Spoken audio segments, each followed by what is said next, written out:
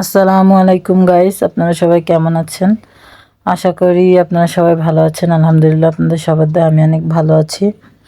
তো আজকে আবারও চলে আসলাম একটি নতুন রেসিপি নিয়ে। আজকে রেসিপিতে থাকছে পাঙ্গাস মাছ আলু দিয়ে ঝোল রান্না তরকারি। তো কথা না বাড়িয়ে শুরু করা যাক মূল রেসিপিটি। এখানে আমি এই যে পাঙ্গাস মাছ নিয়ে নিয়েছি। এখানে বড় একটা পাঙ্গাস মাছ ছিল, এটাকেই কেটে ধুয়ে পরিষ্কার করে নিয়ে নিয়েছি এবং আমি আপনাদের দেখানোর চেষ্টা করছি যে মাছের পেটিটা দেখে বুঝতে পারছেন যে মাছটা অনেক বড় ছিল। মাছটাকে বাসায় কাটা হয়েছে। এই যে আমি এখানে 9 পিসের মতো পাঙ্গাস মাছ কেটে ধুয়ে পরিষ্কার করে নিয়ে নিলাম। এরপর আমি এখানে লবণ আর হলুদ মাখিয়ে মাছটাকে ভালো করে ভেজে নেব।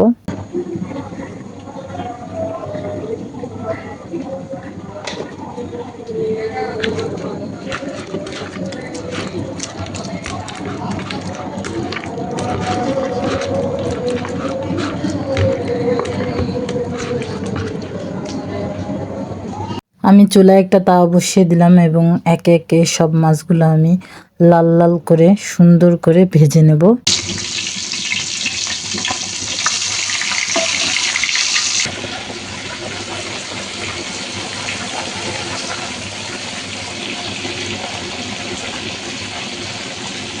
মাছটা আমার এক পিঠ ভেজে নেওয়া হয়ে গেছে। এই পর্যায়ে আমি একে একে মাছগুলো উল্টে তারপরে ওই পাশে আবার ভেজে নেব।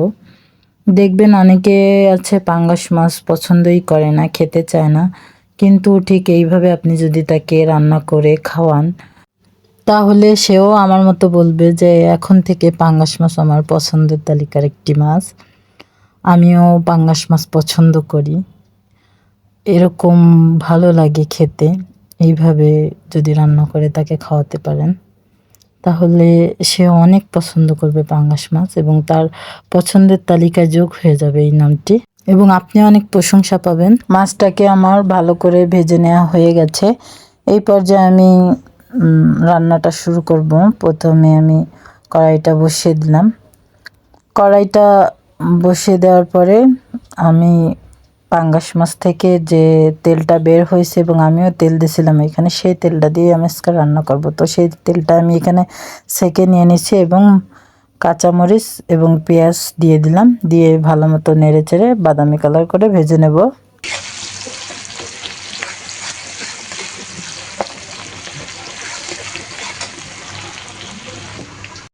পেঁয়াজটি আমার বাদামি কালার করে ভেজে নেওয়া হয়ে গেছে। আমি দিয়ে দিচ্ছি রসুন বাটা 1.5 চা চামচ, জিরা বাটা 1.5 চা চামচ, শুকনো মরিচ বাটা 2 চা চামচ দিয়ে ভালো মতো নেড়ে চেড়ে মশলাটাকে কষিয়ে নেব।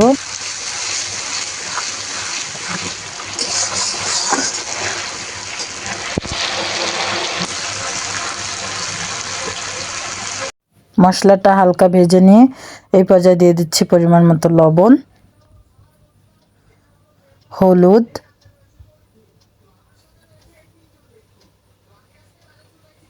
ধনিয়ার গুঁড়া দিয়ে আবারও নেড়েচেড়ে ভালো মতো মিশিয়ে অল্প একটু পানি দিয়ে মশলাটাকে ভালো করে কষিয়ে নিতে হবে।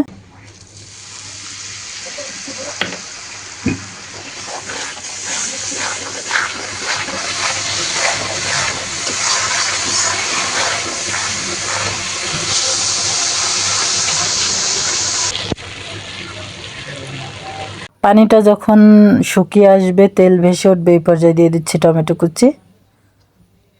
দিয়ে এবার ভালো মতো নেড়ে চেড়ে মিশিয়ে দিলেই টমেটো থেকে অনেকটা পানি বের হবে এবং সেই পানিটা দিয়ে কষিয়ে নিলেই মশলাটা কষানো রেডি হয়ে যাবে। হয়ে গেছে। আমি এই পর্যায়ে দিয়ে দিচ্ছি আলু। আমি এখানে একটা আলু দিয়েছি।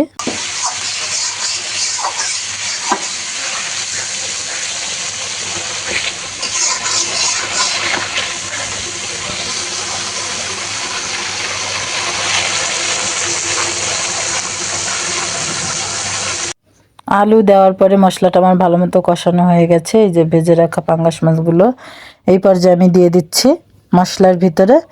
দিয়ে আবার একটু নেড়ে চেড়ে মিশিয়ে ঝোলের পানি দিয়ে দেব।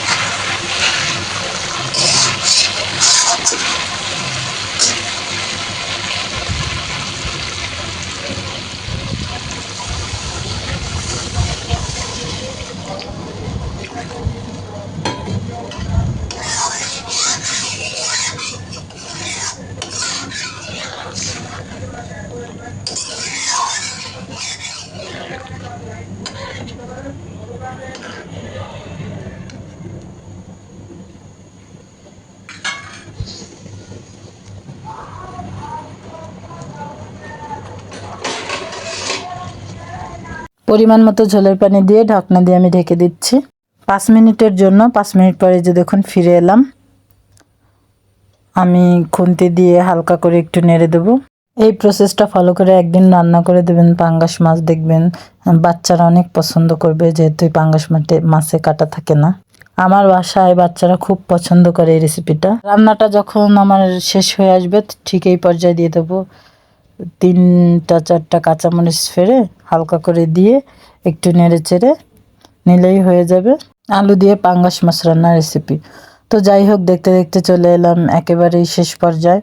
আমাদের সাথে এতক্ষণ থাকার জন্য সবাইকে ধন্যবাদ।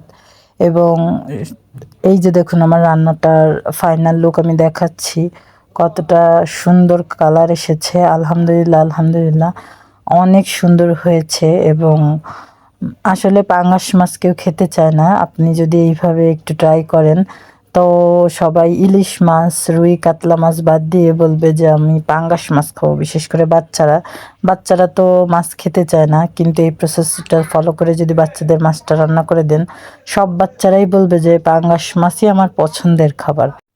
আসলে আমি নিজেও পাঙ্গাস মাছটা খেতাম না, কিন্তু এইভাবে রান্না করে আমি একদিন ট্রাই করার পরে দেখি না আসলেই মজা লাগে। এবং বাচ্চারা তো অনেক পছন্দই করে, যেহেতু পাঙ্গাস মাছে কাটা থাকে না। আর এইভাবে রান্না করলে স্বাদটা অনেক গুণ বেড়ে যায়, খুব ভালো লাগে।